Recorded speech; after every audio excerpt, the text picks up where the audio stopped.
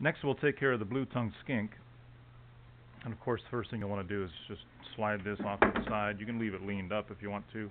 And as you can see, her cage is covered with newspaper on the bottom, and if that's really, really messed up, it would need to be replaced.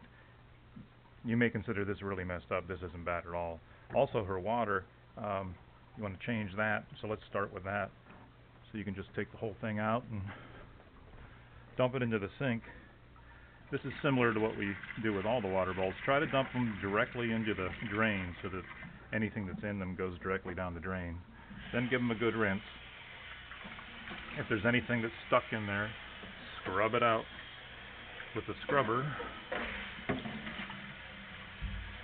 And then you can either fill it back up here at the sink, or you can put the bowl back into the cage and fill up the can here, and put the water into the bowl while it's in the cage.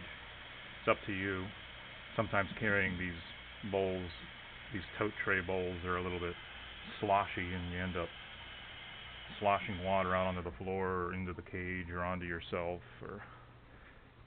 which isn't so much of a problem when the water's clean, but you wouldn't want to slosh poopy water on yourself.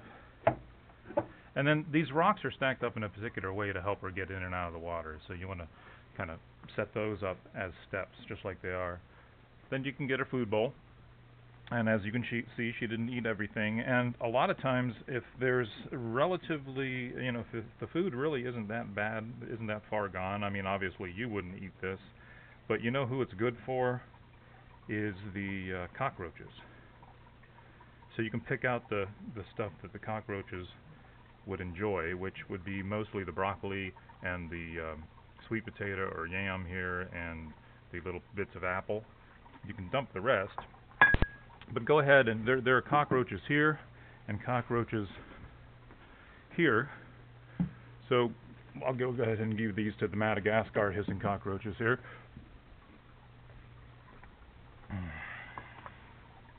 And then scrape out her bowl, just like we do with all the bowls. Make sure all the bits and pieces are out. Run some water into it, along with scrubbing it with the scrubber.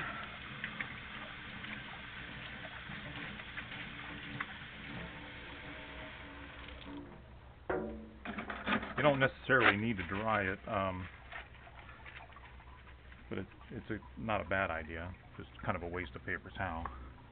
Then you can go ahead and give her some vegetable matter, and for the blue tongue, she likes the chunky stuff that's down at the bottom, not so much the leafy stuff that's at the top. So go ahead and reach down to the bottom and see what you grab. And you may also want to trim it up a little bit just to make it a little more bite-sized. So that piece of cucumber I just cut in half, and there's a slice of tomato here, but she doesn't eat a whole lot. And as you saw, she didn't really eat her vegetables. And that's because she really enjoys more than vegetables a little bit of bilgejack. So what you want to do for her is take a little bit of this thawed bilgejack, about that much, and make it into an elongated shape. And bilgejack, I don't know if you're familiar with it, is kind of like Play-Doh. You can shape it into all kinds of things. And that's it. We've got this fruit off to the side, which she might enjoy. She might not, but you can go ahead and offer her some. A couple pieces of strawberry and banana, and we were lucky this time to get some cantaloupe too.